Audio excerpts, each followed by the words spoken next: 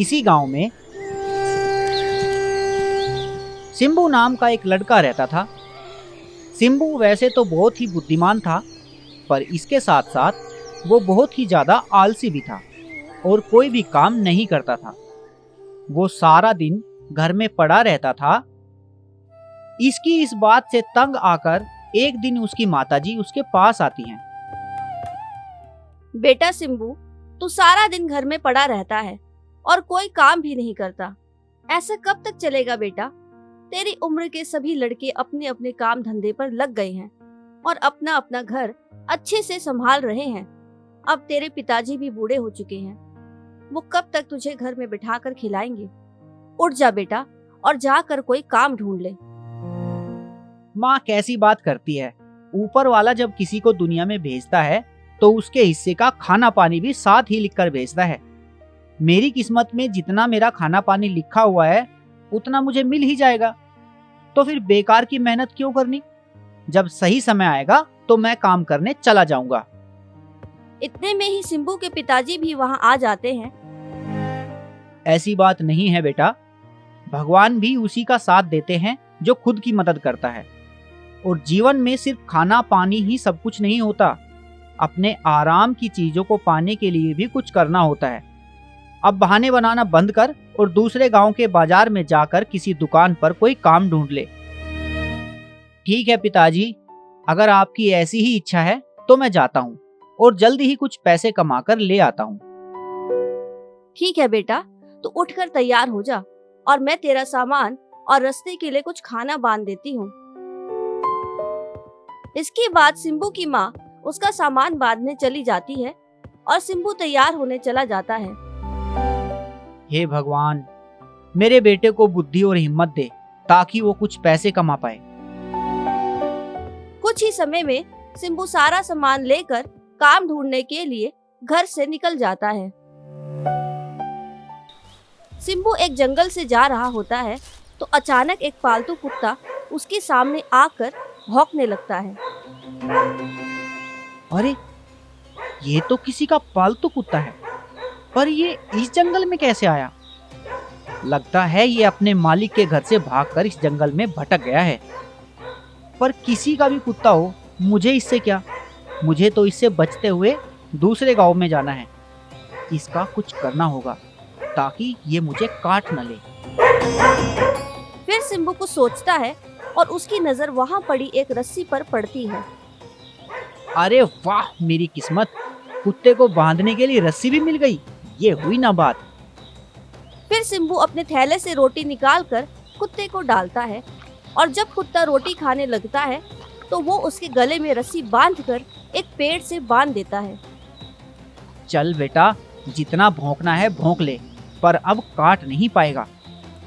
फिर सिम्बू अपने रास्ते पर आगे बढ़ जाता है और चलता चलता दूसरे गांव के बाजार में पहुंच जाता है। वहां जाकर वो देखता है कि एक दुकान के पास काफी भीड़ लगी हुई है। वो वहां जाकर देखता है। क्या हुआ भाई, इतनी भीड़ क्यों लगा रखी है? क्या सब कुछ ठीक है? अरे भाई, कुछ भी ठीक नहीं है। मेरा कुत्ता कहीं गुम हो गया है और सुबह से मिल नहीं रहा। मैंने अपने कुत्ते को बिल्कुल मेरे बेटे की तरह पाला है, पता नहीं कौन उसे उठाकर ले गया। सिम्बू मन ही मन सोचता है, कहीं ऐसा तो नहीं जो कुत्ता मुझे रास्ते में मिला था वो इसी सेठ का कुत्ता था। पर अगर मैंने बताया कि मुझे जंगल में इसका कुत्ता मिला था तो ये लोग मुझे ही कुत्ता चोर समझेंगे।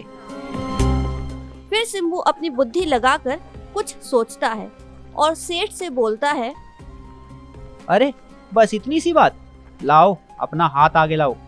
मैं तुम्हारे हाथ की रेखा पढ़कर अभी बताता हूँ तुम्हारा कुत्ता कहाँ मिलेगा।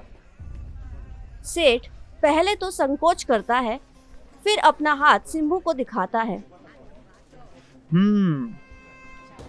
तुम्हारे और तुम्हारे कुत्ते के सितारे बता रहे हैं कि तुम पर घोर संकट है।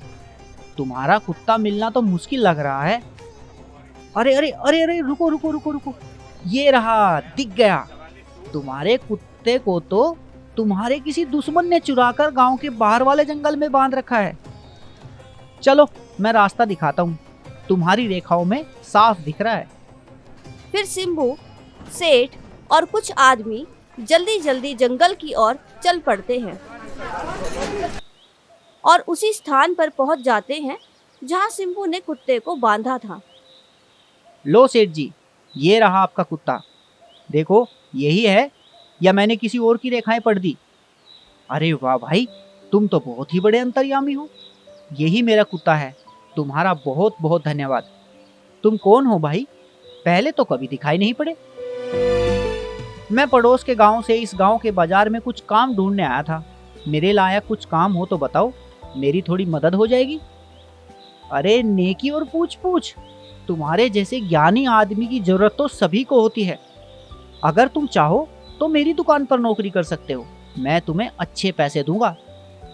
तो फिर ठीक है, चलिए मुझे काम समझा दीजिए। फिर सेठ, सिंबू और बाकी लोग वापस बाजार की ओर चल देते हैं। बाजार में जाकर सेठ सिंबू को अपनी दुकान दिखाता है और उसे काम समझाकर वहां से चला जाता है। सिंबू पूरा दिन दुकान पर सामान बेचता है और शाम होने पर दुकान बंद करके सेठ के घर की ओर चल देता है। सिंबू गांव के रास्ते से जा रहा होता है, तभी उसे रास्ते में 3 चोर मिलते हैं जो सिंबू को रोक लेते हैं।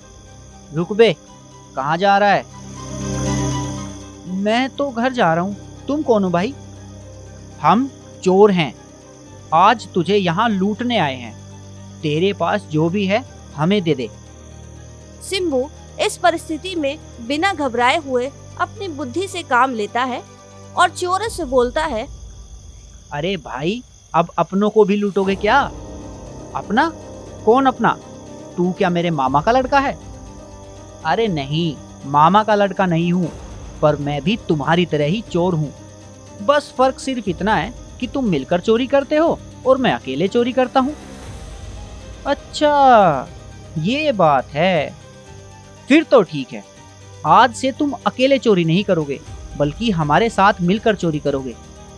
चलो, आज हमने घर को चुना है चोरी के लिए। तुम्हारी शुरुआत उसी घर से करते हैं।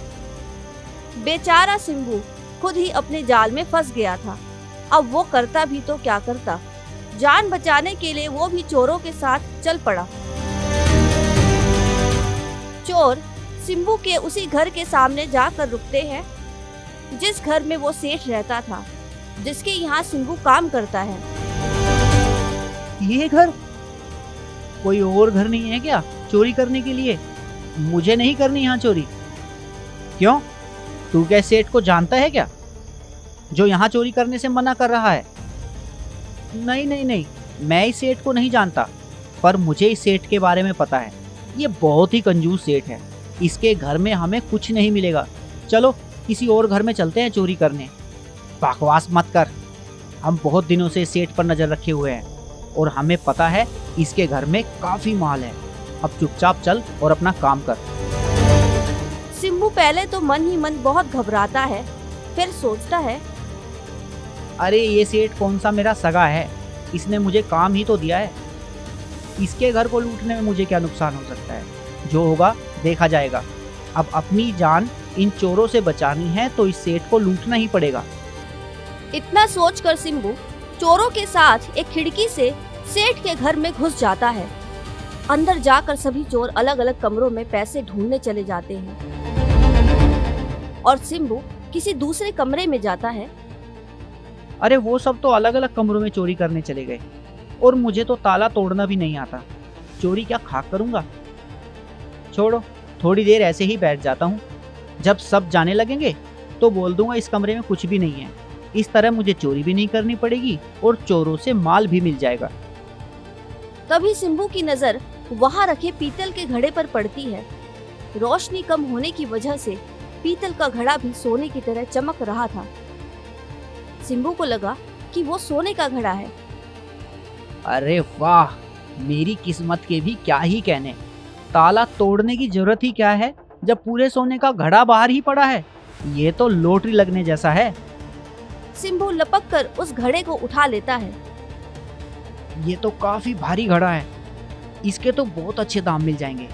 इतना महंगा सोने का घड़ा देखकर चोर भी मुझसे खुश हो जाएंगे और फिर मुझे मेरा हिस्सा देकर जाने देंगे। पर ये कितना मोटा घड़ा है, जरा इसे बजाकर इसका अनुमान लगाता हूँ। ये सोचकर और घड़े के बारे में और ज्यादा जानने के लिए सिंबू घड़े पर हाथ मार कर देखता है। पीतल का घड़ा होने की वजह से घड़े से बहुत तेज टन टन की आवाज होती है। उस आवाज के कारण जल्दी ही सारे चोर उस कमरे में आ जाते हैं जहां सिंबू उस घड़े को बजा रहा था। अरे बेवकूफ, ये क्या कर रहा है तू? ये घड़ा क्यों बजा रहा है? खुद भी फंसेगा और हमें भी मरवाएगा। अरे वो छोड़ो, ये देखो मुझे सोने का घड़ा मिला है। मैं इसे बजा कर देख रहा था कितने मोटे सोने से बना है। इतने में ही घड़े की आवाज सुनकर सेठ और उसके परिवार वाले भी वहां आ जाते हैं। अरे सिंबू, ये क्या हो रहा है? और ये सब लोग कौन हैं? सिंबू खुद को संभालते हुए अपनी बुद्धि का प्रयोग करता है। सेठ जी, जब मैं दुकान बंद करके आपके पास आ रहा था तो मैंने देखा ये लोग चौराहे पर खड़े होकर बात कर रहे थे और आपके घर में चोरी करने की योजना बना रहे थे।